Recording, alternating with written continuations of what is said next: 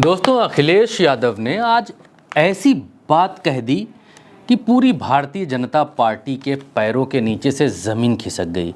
अखिलेश यादव ने कहा कि एक बात सुन लो, सच्चाई ये है कि 2027 में हमारी सरकार आ रही है, चाहे तो लिख लो। आने वाले समय में समाजवादी सरकार बनने जा रही है, लिख लो कागज पर।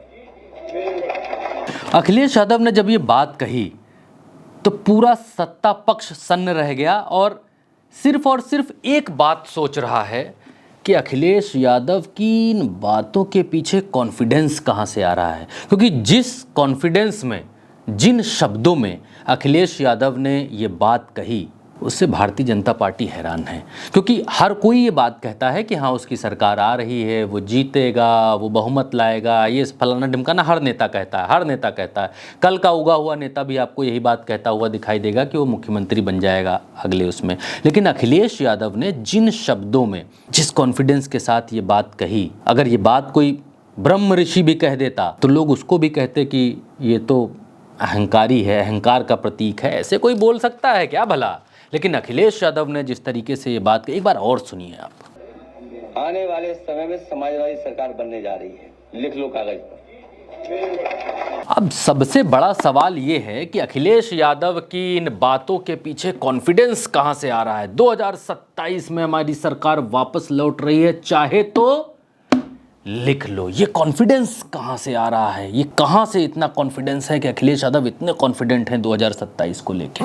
पता किया गया कि भाई पता किया जाए कहाँ से ये कॉन्फिडेंट मिल रहा है। तो जब पीछे जाते हैं राजनीतिक विश्लेषक और पीछे की बातों को घुमाकर देखते हैं कि ऐसा क्या उत्तर प्रदेश के भीतर घटित हो रहा है जिसकी वजह से अखिलेश यादव और अखिलेश यादव का पीडीए मजबूत होता जा रहा है और अखिलेश यादव की बातों में वो कॉन्फिडेंट ऑटोमेटिकली झलक रहा है, ऑटोमेटिकली दिखाई दे रहा है। तो सबसे पहली बात आप देखिए, थोड़ा वीडियो लंबा हो जाएगा, समझाऊंगा, पूरा समझिएगा, समझ में आएगा कि अखिलेश यादव 2027 के लिए इतना कॉन्फिडेंट क्यों हैं और योगी आदित्यनाथ को अगर नहीं हटाया गया उत्तर प्रदेश से तो अखिलेश यादव की सरकार आनी तय है। ये क्यों है? शुरुआत करते हैं, वीडियो को शुरू करते हैं, शुरू से आपको बताते हैं। देखिए, कुछ दिन पहले उत्तर प्रदेश के भीतर भारतीय जनता पार्टी का, आरएसएस का एक विंग, जिसको एबीवीपी कहते हैं, अखिल भारतीय विद्यार्थी परिषद, ये विंग है भाजपा का, है आरएसएस का, लेकिन उत्तर प्रदेश के भीतर योगी आदित्यनाथ के खिलाफ नारे लगा रहा था कि योगी जब जब डरता है पुलिस को आगे करता है। ये नारे एबीवीपी के कार्यकर्ता लगा रहे थे लखनऊ की सड़कों के ऊपर। यानी एबीवीपी, जिससे भारतीय जनता पार्टी के तमाम बड़े नेता निकले, जिनके दम पर भारतीय जनता पार्टी चल रही है, संगठन चल रहा है, उस संगठन के लोग योगी आदित्यनाथ से खुश नहीं हैं, इनकी पुलिस से, इनकी ओवरऑल सरकार से खुश नहीं है। चलिए, नंबर 1 ये हो गए। नंबर 2, उत्तर प्रदेश में मंत्री हैं दिनेश प्रताप सिंह, वही दिनेश प्रताप सिंह जो राहुल गांधी के साथ 1 दिन पहले झगड़ा करते हुए दिखाई दे रहे थे। वीडियो उनकी वायरल हो गई थी और राहुल गांधी को रायबरेली जाने से रोक रहे थे, रास्ते में धरना दे रहे थे। वही, बाकी तो आप लोग जानते हैं, राजनीतिक परिपक्वता आपकी मुझसे बेहतर है। तो दिनेश प्रताप सिंह योगी आदित्यनाथ को चिट्ठी लिखते हैं। योगी के ही मंत्री हैं दिनेश प्रताप सिंह, अमित शाह के आदमी हैं दिनेश प्रताप सिंह, और योगी आदित्यनाथ को चिट्ठी लिखते हैं कि जब वो राहुल गांधी को रोकने के लिए धरना दे रहे थे तो पुलिस उनसे दुर्व्यवहार कर रही थी और पुलिस ठीक से व्यवहार नहीं कर रही थी। पुलिस किसकी? योगी आदित्यनाथ की। सरकार किसकी? योगी आदित्यनाथ के। दिनेश प्रताप सिंह मंत्री किसके? योगी आदित्यनाथ के। समझ लीजिए क्या खेल चल रहा है। दिनेश प्रताप सिंह मंत्री होते हुए भी पुलिस वाला ऐसा कर रहा है, पुलिस वाला वैसा कर रहा है, पुलिस वाला ठीक नहीं है, ठीक नहीं, खुद नहीं कर पा रहे हैं भाई साहब कुछ, चिट्ठी लिख रहे हैं मुख्यमंत्री को। मुख्यमंत्री बताएंगे कि दरोगा सीओ एसओ जो है अपने मंत्री से कैसा व्यवहार करे। चलो इनको भी छोड़ दीजिए आप। दिनेश प्रताप सिंह के बारे में अखिलेश यादव ने जो कहा वो भी आप सुनिए और आपको समझ में आएगा कि गठबंधन धर्म को निभाना क्या होता है, अखिलेश यादव से इस पूरे देश में लोग सीख सकते हैं कि गठबंधन धर्म निभाना क्या होता है, पीठ पीछे भी अपने गठबंधन धर्म के साथियों का बचाव कैसे किया जाता है। सुनिए। और हमारे साथ थे तब ठेकेदारी करते थे, और ये जो साथी बोल रहा है ये अपना पैकेज नहीं बताएगा। अब बात सिर्फ दिनेश प्रताप सिंह तक खत्म नहीं होती है दोस्तों, अब बारी आती है, पूरा बताऊंगा, थोड़ा सा धैर्य रखिएगा। अब बारी आती है बेबी रानी मौर्य की। बेबी रानी मौर्य कौन? उत्तराखंड की गवर्नर थी। उत्तर प्रदेश में चुनाव हुआ, कहा गया कि आप गवर्नर ही छोड़िए, यहाँ आइए, यहाँ विधायकी का चुनाव लड़िए। बेबी रानी मौर्य वहाँ से आ गई, यहाँ विधायकी का चुनाव लड़ ली, वो जीत गई, मंत्री बन गई। उनको कहा ये गया होगा कि आप यहाँ आइए, आप गवर्नर हैं, वहाँ कहाँ गवर्नर हैं, यहाँ मुख्यमंत्री बनाएंगे आपको। मुख्यमंत्री तो मिला नहीं, मंत्री बनकर रह गई। आज इनकी हालत क्या है? एक गवर्नर, फिर से कह रहा हूँ, एक गवर्नर जिसके पीछे पूरा उत्तराखंड चलता था, एक गवर्नर जो पूरे उत्तराखंड की मालकिन थी, पुलिस सलाम ठोकती थी, जी हुजूरी करती थी, पैर पटक कर ये लेफ्ट राइट गवर्नर के सामने, राज्य का प्रथम नागरिक गवर्नर। उन बेबी रानी मौर्य की भारतीय जनता पार्टी में हालत ये हो गई है कि वो पुलिस के अन्याय, COSO फलाने ढिमकाने काम नहीं कर रहे हैं, उनकी चिट्ठी योगी आदित्यनाथ को लिख रही हैं। देखिए आपके सामने है चिट्ठी, ये बेबी रानी मौर्य की चिट्ठी है, दिनेश प्रताप सिंह की भी आपने देखी है। तो ये हालत है, मंत्री हैं, दोनों लोग मंत्री हैं उत्तर प्रदेश की भारतीय जनता पार्टी में। दोस्तों बेबी रानी मौर्य से आगे बढ़ते हैं। बेबी रानी मौर्य से जब आप आगे बढ़ेंगे तो आप पाएंगे एक और मंत्री प्रतिभा शुक्ला, कानपुर से आगे वाली, धरने पर बैठती हैं योगी आदित्यनाथ की इसी सरकार के खिलाफ। केशव प्रसाद मौर्य और योगी आदित्यनाथ में कितनी बन रही है वो आपको मालूम ही है। 2 बार उत्तर प्रदेश में तख्ता पलट करने की कोशिश की गई, नाकामयाब हुई, नहीं पलट पाए भाई लोग। और अब आ जाते हैं इनके जो गठबंधन दल के लोग हैं। अभी तो मैं सरकार की बात बता क्या रहा हूँ, अखिलेश यादव का कॉन्फिडेंस कहाँ से आ रहा है, कैसे आ रहा है, वो अभी आपको बताऊँगा तो आपको समझ में आएगा। आप गठबंधन धर्म में आ जाइए। अनुप्रिया पटेल, उनके पति आशीष पटेल योगी आदित्यनाथ सरकार के खिलाफ प्रेस कॉन्फ्रेंस कर चुके हैं, माइकों से बोल चुके हैं। आशीष पटेल को भी छोड़ दीजिए, ओम प्रकाश राजभर खुश हैं, नहीं खुश हैं, पीले गमछे वाले की थाने में किस तरीके से पिटाई हुई थी आपको मालूम ही है, उनको भी छोड़ दीजिए। आप आ जाइए संजय निषाद के ऊपर। संजय निषाद ने कुछ ही दिन पहले कहा है कि अगर गठबंधन में हमको नहीं रखना चाहते, नहीं बन रही है, तुकताल नहीं बनना है तो हटाओ, किनारे करो, क्या इतनी दिक्कत है वहाँ, काहे हमारे लोगों को गरिवा रहे हो। बड़ा भगमच्छर मचा कुछ दिन पहले। अब एक और बात पर आ जाते हैं, अमित शाह, अमरेला, ऊपर से देखिए आप, अमित शाह 2024 का चुनाव उत्तर प्रदेश के भीतर अमित शाह लड़वाते हैं। योगी आदित्यनाथ की जगह पूरी कमान अपने हाथ में लेते हैं। ये मैसेज जाता है कि अगर अमित शाह वाली लॉबी, दिल्ली वाली लॉबी 400 सीटें ले आई या इतनी मजबूत हो गई कि वो योगी आदित्यनाथ को हटा सके, तो फिर योगी आदित्यनाथ को हटा देगी। तो उत्तर प्रदेश में 2024 में एक आंदोलन चला, जो योगी आदित्यनाथ जी का सजातीय वर्ग है, ठाकुर समाज है, उसने आंदोलन चलाया। कई सारे लोगों को हमने उल्टा चश्मा यूसी प्रज्ञा जी के चैनल पे बिठाया भी, बातचीत भी की कि क्यों नाराज़ हैं। उन लोगों ने बताया कि भाई ये लोग जो है ठाकुरों को फूटी आँख नहीं बहा रहे हैं और ठाकुर इनसे जो है हजम नहीं हो रहे हैं। और इससे पहले जो है गाज़ियाबाद वाले वो ठाकुर साहब जो सांसद साहब थे, मोदी जी से ज़्यादा वोटों के साथ जीते थे, जो सेना से आए थे, उनको टिकट नहीं दिया। अब जो है कह रहे हैं कि योगी आदित्यनाथ भी हटाए जाएंगे चुनाव के बाद। तो हुआ ये कि उत्तर प्रदेश में ठाकुरों ने विरोध किया।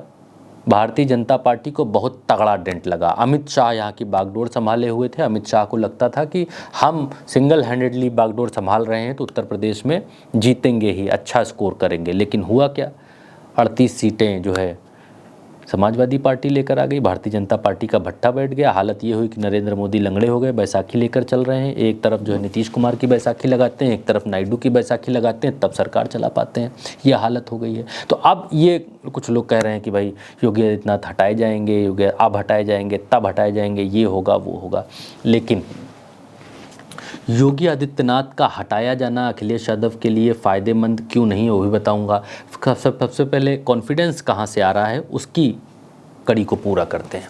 ये जो नाराज़ लोग हैं सब योगी आदित्यनाथ के शासन से नाराज़ हैं, त्रस्त हैं। जनता नहीं जोड़ी है मैंने कहीं पर भी बेरोजगारी, महंगाई, फलाना, अत्याचार, रेप, फला, ये सब नहीं जोड़ा है। क्यों? पिछले 3-4 चुनाव से हम लोग देखते आए हैं ये सब कुछ। कितनी बार भी आप जोड़ के बताओ कि लोग महंगाई से परेशान हैं, बेरोजगारी से, नौकरी से, वो सब काम नहीं आता है। सब वोट तो भाजपा को ही चला जाता है। इसलिए बहुत मजबूत विश्लेषण मैं कर रहा हूँ, सिर्फ और सिर्फ इनके दलों की बात कर रहा हूँ और इनके अपने मंत्रियों की बात कर रहा हूँ। बहुत सारे मंत्री तो ऐसे हैं जिनकी बातें मैंने जोड़ी नहीं है, बहुत सारे पूर्व विधायक ऐसे हैं जिनकी बात मैंने यहाँ जोड़ी नहीं है, जो खुले तौर पर कहते हैं केशव प्रसाद मौर्य अच्छे मुख्यमंत्री होंगे। कई ऐसे नेता हैं, वो बताऊंगा तो कहानी ज़्यादा लंबी हो जाएगी। तो अखिलेश यादव इतने साल सरकार चला चुके हैं, उनके पिताजी इतने साल सरकार चला चुके हैं, अनुभव है उनको सरकार चलाने का। भीतर की चीज़ें छिपी नहीं रहती हैं, वो सब बाहर निकल कर आती हैं। और एक बात, उत्तर प्रदेश में बहन कुमारी मायावती जी एक रैली करने जा रही हैं, अभी जल्दी ही बड़ी रैली करने जा रही हैं। इतने वर्षों से बहन जी ने रैली नहीं की है, अचानक बहन जी एक्टिव हो रही हैं। कुछ लोग बातें ये भी बना रहे हैं, क्योंकि मैं ऑथेंटिक बात करता हूँ, ऐसे कोई बात नहीं करता। कुछ लोग बातें ये भी बना रहे हैं कि ओम प्रकाश राजभर और संजय निषाद ऊपर के इशारे पर बहन कुमारी मायावती जी के साथ जा सकते हैं। जो वोट योगी आदित्यनाथ को या भारतीय जनता पार्टी को दलित वोट और पिछड़ा वोट जाता है, उस वोट को रोकने के लिए बहन कुमारी मायावती जी को मजबूत करने के लिए जा सकती हैं ऊपर के इशारे पर।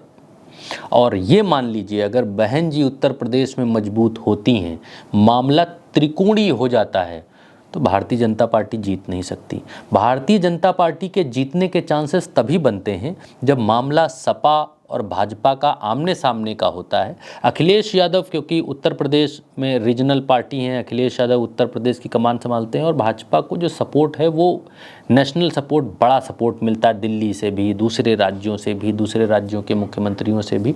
तो थोड़ी बाजी भारी हो जाती है भारतीय जनता पार्टी की। लेकिन अगर मामला त्रिकोणीय हो गया, बहन जी ने आने वाले चुनाव में 5 रैलियां भी कर दी ना दोस्तों, 5, तो भारतीय जनता पार्टी को उत्तर प्रदेश में लाले लग जाएंगे, लाले। 2027 में अखिलेश यादव का कॉन्फिडेंस कहाँ से आ रहा है वो आपको समझ में आ गया होगा। एक बात और करना चाहूँगा चलते चलते आप लोगों से, अगर उत्तर प्रदेश में योगी आदित्यनाथ को 2027 से पहले गुजरात लॉबी हटा देती है, तो ये समाजवादी पार्टी के लिए या अखिलेश यादव के लिए राजनीतिक तौर पर ठीक नहीं होगा। वो भी मैं आपको बता देता हूँ कैसे, क्यों। योगी आदित्यनाथ अगर 2027 तक उत्तर प्रदेश के मुख्यमंत्री रहेंगे तो समाजवादी पार्टी के लिए बहुत फ़ायदेमंद सौदा रहेगा। क्यों?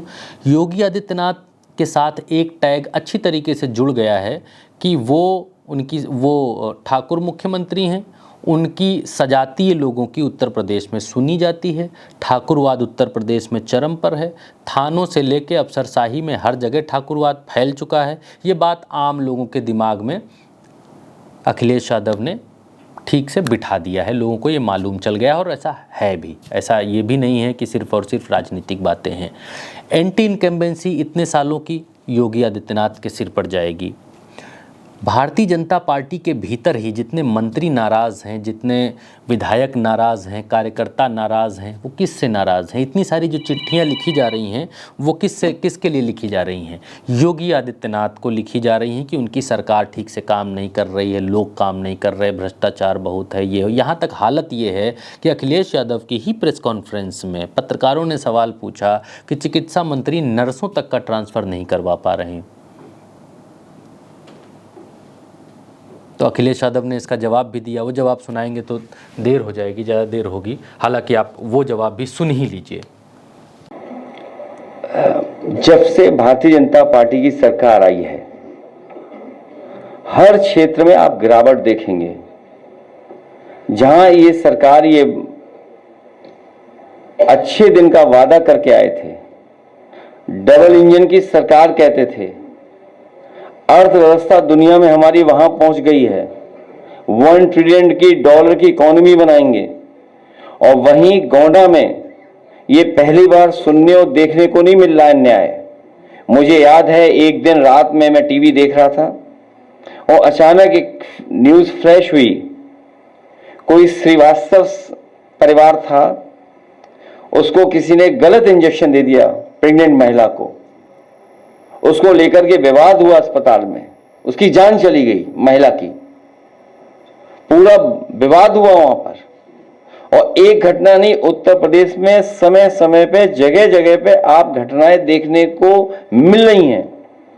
ये स्वास्थ्य केवल विभाग नहीं, अन्य विभाग भी पूरी तरीके से चौपट हो गए, लूट मची हुई है। और अगर कोई शिकायत भी करता है तो उस पर अन्याय करते हैं। जो डपट खाता हो डिप्टी सीएम, जो डपट खा करके काम करता हो डिप्टी सीएम, जिसकी अपनी खुद गाड़ी छिन गई हो, उसे क्या उम्मीद करोगे स्वास्थ्य विभाग ठीक होगा? और फिर मेडिकल कॉलेजों की हालत देखिए आप, जो प्रेस्टिजियस यूनिवर्सिटीज हैं उनका हालत देखिए आप सोचिए, सैफई जैसा है मेडिकल यूनिवर्सिटी, उसको बर्बाद कर दिया इन्होंने। केजीएमयू की खबरें पढ़ रहे हैं कि यहां से न जाने कहां कहां लोग जा रहे हैं, किस स्थान पे बैठ रहे हैं जाकर के, कहीं डायरेक्टर बन रहा है, कोई वाइस चांसलर बन रहा है। और केजीएमयू की हालत क्या है, लोहिया अस्पताल की हालत क्या है, सिविल हॉस्पिटल की हालत क्या है। और जिस सिविल हॉस्पिटल को बनना था, एक तो ये पूरे उत्तर प्रदेश में देख लो आप, झांसी के मेडिकल कॉलेज की हालत क्या है, पीएससी सीएससी की हालत क्या है, एम्बुलेंस की हालत क्या है। बीजेपी जाएगी तब स्वास्थ्य। अखिलेश यादव ने डिप्टी सीएम के लिए कहा कि जो डपट खाता है वो डिप्टी सीएम कहलाता है। ये भी सुन लीजिए आप। और अगर कोई शिकायत भी करता है तो उस पर अन्याय करते हैं। जो डपट खाता हो डिप्टी सीएम, जो डपट खा करके काम करता हो डिप्टी सीएम, जिसकी अपनी खुद गाड़ी छिन गई हो, उसे क्या उम्मीद करोगे स्वास्थ्य विभाग ठीक होगा? और फिर मेडिकल कॉलेजों की हालत देखिए आप, जो प्रेस्टिजियस यूनिवर्सिटीज हैं उनका हालत देखिए आप सोचिए, सैफई जैसा है मेडिकल यूनिवर्सिटी, उसको बर्बाद कर दिया इन्होंने। तो 2027 में अखिलेश यादव की सरकार वापस आए, इसके लिए बहुत ज़रूरी है कि योगी आदित्यनाथ 27 तक सत्ता में रहें, और इसके लिए बहुत ज़रूरी है कि बहन कुमारी मायावती एक्टिवेट हों। और ये सब होता हुआ दिखलाई दे रहा है। आज की तारीख में गुजरात लॉबी की हिम्मत नहीं है कि वो योगी आदित्यनाथ को हटा सकें। योगी आदित्यनाथ उत्तर प्रदेश में मजबूत हैं, और योगी आदित्यनाथ के पास कुछ सांसद भी हैं, जो सांसद अगर योगी आदित्यनाथ को हटाया गया तो वो सांसद भी डिग सकते हैं। और प्रधानमंत्री नरेंद्र मोदी बैसाखियों पर हैं, ये बात भूलने वाली नहीं है। और इसीलिए गुजरात लॉबी कोई बहुत बड़ा एक्शन नहीं ले पा रही उत्तर प्रदेश में, वरना तो कब का बदल दिया होता। तो अखिलेश यादव का कॉन्फिडेंस कहाँ से आ रहा है आपको मालूम चल गया हो। मेरा नाम भरत है, आप भारत एक सोच देख रहे हैं। चैनल को सब्सक्राइब ज़रूर करिए दोस्तों, वीडियो लंबा हो गया है। और अगर फिर भी आप यहाँ तक आए हैं तो आपका बहुत बहुत शुक्रिया। आप क्या सोचते हैं कमेंट में ज़रूर लिखिएगा।